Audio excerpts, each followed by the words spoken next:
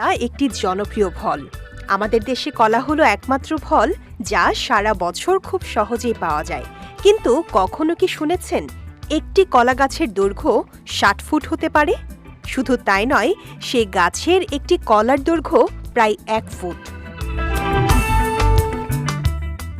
ইন্দোনেশিয়ার পশ্চিম পাপুয়া প্রদেশের একটি পর্বতে এই গাছের খোঁজ পাওয়া যায়।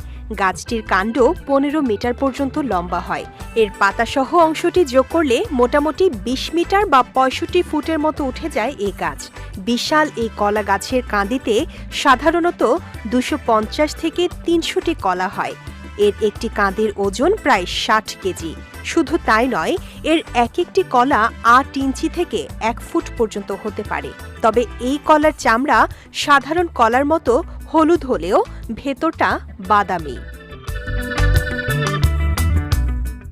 সাধারণত খাড়া গিরিখাদের মধ্যে আর্দ্র বা ভেজা জায়গায় কিংবা পাহাড়ের ওপরে আর্দ্র জায়গার কিনারে এই গাছ জন্মায়। বিভিন্ন জায়গায় অবশ্য এটি চাষের চেষ্টা করা হয়েছে, তবে অনেক ক্ষেত্রেই বেশি দিন বাঁচেনি এই গাছ। ঠিকভাবে যত্ন না নেয়ায় কিংবা উপযোগী পরিবেশ না পাওয়ায় এটি হয়েছে। কখনো কম বয়সী বীজ ব্যবহার করার কারণেও এই সমস্যা হয়েছে বলে ধারণা করা হয়।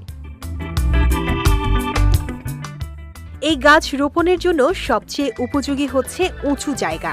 তবে খুব বেশি উঁচু এলাকা না হলেও শীতল কিংবা সাগরের ধারে উষ্ণ জলবায়ুর এলাকা যেমন পর্তুগাল, উত্তর নিউজিল্যান্ড, ক্যালিফোর্নিয়া উপকূল, ব্রাজিলের দক্ষিণ উপকূলে এই গাছ টিকে যাওয়ার খবর পাওয়া যায়।